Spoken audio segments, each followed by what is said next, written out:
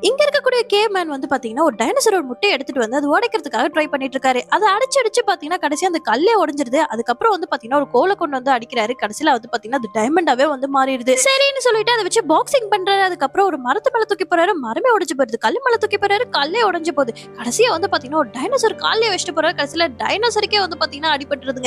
என்னதாங்க நடக்குது அப்படின்னு சொல்லிட்டு அவரே வந்து குழம்பி போயிருக்காரு. இது என்னதான் பண்றது? இது உள்ள இருக்கிறத நம்ம சாப்பிட்டே ஆகணும் அப்படின்னு சொல்லிட்டு யோசிச்சுட்டு இருக்க சமயத்துல கடைசியா அந்த முட்டையே வந்து பாத்தீங்கன்னா தன்னால வந்து உடைய ஆரம்பிக்குது. சரி இது கடைசியா சாப்பிடலான்னு பார்த்தா உள்ள இருந்து ஒரு அழகான ஒரு டைனோசரஸ் வருது. ஆனா அது பாத்தீங்கன்னா அதை சாப்பிடலாம்னு நினைக்கும் போது அது வந்து இவர்கிட்ட ரொம்பவே பாசமா இருக்கு. இவருக்கும் வந்து பாத்தீங்கன்னா அதை சாப்பிடறதுக்கு மனசே வரல. சரி ஓகே இந்த ஷெல்டர் இவ்வளவு ஸ்ட்ராங்கா இருந்துச்சு அப்படின்னு சொல்லிட்டு இப்ப அந்த முட்டையோட ஓடைய வந்து பாத்தீங்கன்னா இவர் எடுத்து அப்படியே அதை வச்சு ஒரு கவசம் மாதிரி வந்து உருவாக்கிடுறாரு. கடைசியா தன்னோட குட்டி ஃப்ரெண்டையும் கூட்டிட்டு போறாரு ஒரு ஃபைட்டுக்கு. இந்த இடத்துல வந்து பாத்தீங்கன்னா ஒரு பெரிய டைனோசர் இருக்கு. அது கூட தான் ஃபைட். இவரும் பாத்தீங்கன்னா சண்டை போறாரு. கடைசியில பாத்தீங்கன்னா அந்த டைனோசரே வென்றுறாரு.